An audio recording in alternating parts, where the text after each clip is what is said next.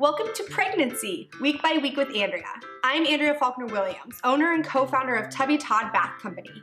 This year we are expecting our fourth baby. I know, our fourth. We can't wait to add another Tubby baby to our home. In the meantime, I'm working on being pregnant. I'm feeling the ups and downs and highs and lows that come with it all. I want to share with you the tips and tricks I've learned throughout my 4 pregnancy journeys. I hope you not only find them helpful, but more than anything, you remember that you've got this, mama. I'm so excited to be on this baby growing journey with you. Hello and welcome to Pregnancy, Week by Week with Andrea. I am Andrea Faulkner-Williams, co-founder and head mama at Tubby Todd Bath Co. And I'm excited to be here with you today to talk about something that is going to be an issue for everyone when they're expecting a baby or have a new baby, and that is how to keep the flame alive with your partner. I wanted to give you 4 tips. I thought a lot about this and how sometimes when we are expecting a baby, all of our focus goes right here to the baby and the people around us start to suffer a little bit. And so what are a few things that we can do to continue to nurture the relationships around us? Okay, the first thing I think is just to recognize that the nausea, the extra sleep that you need, the pregnancy and the anxiety or the excitement about bringing another one into your home is taking a toll on you and on your relationship. And a lot of just recognizing that is so important and so valuable and meaningful to your partner. Just saying to them, hey, I understand that maybe we're not getting as much one-on-one time or as much physical affection and attention as we had in the past, but this is something that I'm really trying to give myself to the baby right now. Last night, my husband was like, let's watch a movie. And I was like, I'm gonna go to bed. And it was around 9 o'clock. And he was like, are you serious? We just got the kids to bed. I wanna hang out. And I was like, yeah, you can turn on a movie and I'll fall asleep. And in the morning I was thinking about it. I'm like, I would be bummed if every single night when I was trying to hang out with him, that was his response, which has been my response for the last few months. And so I was making breakfast for the kids and I was like, it wouldn't hurt for me to go in and like bring him a plate of eggs and tell him I love him. So what are some things that you can how are some ways you can show them that you realize that your relationship might be a little compromised right now, but you still love them? All right, the second tip I have is to plan things for the two of you that you will actually enjoy. So the movies is like my go-to pregnancy date night. My husband always loves going to the movies. I love buttered popcorn.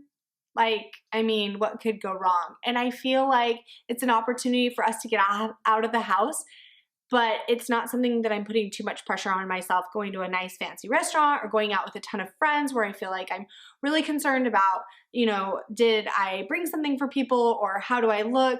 It's more just about us being together. And a lot of times a simple night out to the movies has been like one of the best things for our relationship because it's something that we both love regardless of what physical state I'm in, and it's something that we both are excited about. So what is it that you guys are excited about? Is it going on a hike?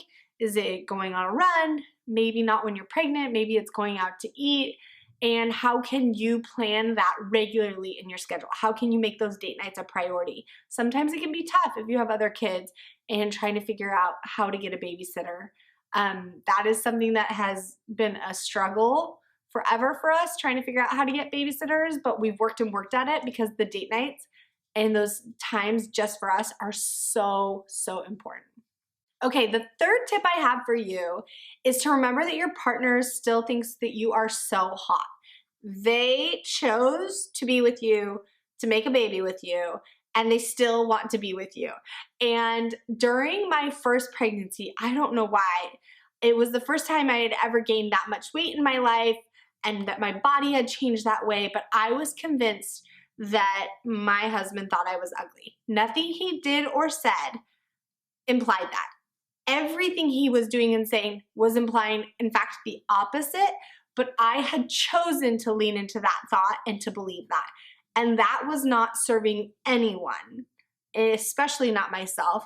And really, it was really unfair to him. Remember that although you might not feel your most beautiful every single day when you wake up there's a few more pounds on the scale, you have a stretch mark that's new, or things are changing in ways you didn't even know was humanly possible,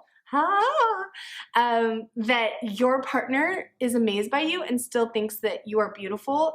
They might not express it in 100% the right way or the way that you need them to, but you can tell them, hey, here's maybe a way you could tell me what I need to hear in order to feel beautiful. And even if they don't do that, you need to recognize that they love you for you and your body, they still love your body. So getting those body issues out of the way is really gonna help keep the flame alive, because it really is unfair to put that on them during the pregnancy.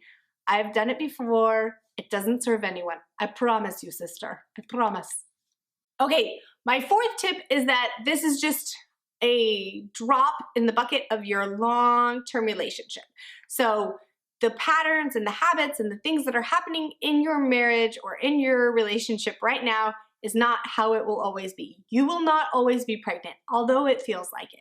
You will not always weigh this or look like this, and they will not always be trying to figure out how you're going to feel and act that day.